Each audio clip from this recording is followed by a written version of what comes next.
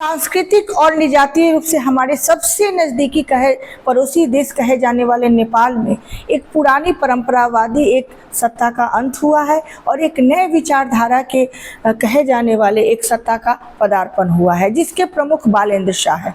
बालेंद्र शाह हालांकि मधेसी है। मधेसी वो लोग हैं, जनरली उन लोगों को कहा जाता है जो तराई क्षेत्र में है नेपाल के, और जिनका पलायन कभी ना कभी यूपी और बिहार से हुआ है। वो लोग मधेसी समुदाय के माने जाते हैं।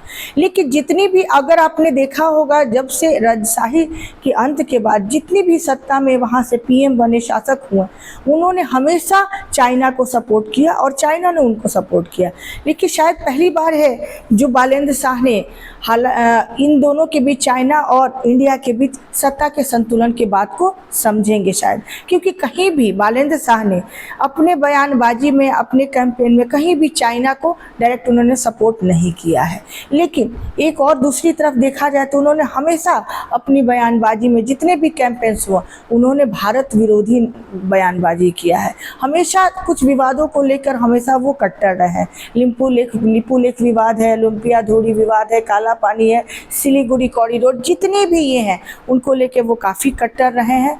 और ग्रेटर नेपाल का जो नक्शा 2020 में आया, उसमें भी उन्होंने माना है, उस मैप को उन्होंने सपोर्ट करते हुए कहा है कि इसके जो बहुत सारे उत्तराखंड के पार्ट हैं वो नेपाल के पार्ट है।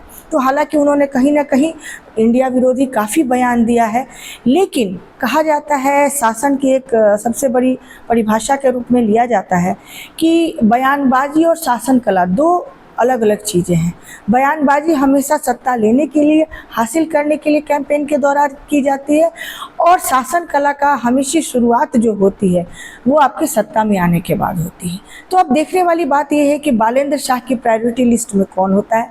भारत होता है, जिसकी सीमा 1800 किलोमीटर से जुड़ी हुई है नेपाल के साथ, और जो नेपाल में एफडीआई का प्रमुख, जो अगर कहें सबसे ज़्यादा अगर इन्वेस्टमेंट करता है एफडीआई के माध्यम से नेपाल में जो होता है, वो भारत के माध्यम से होता है।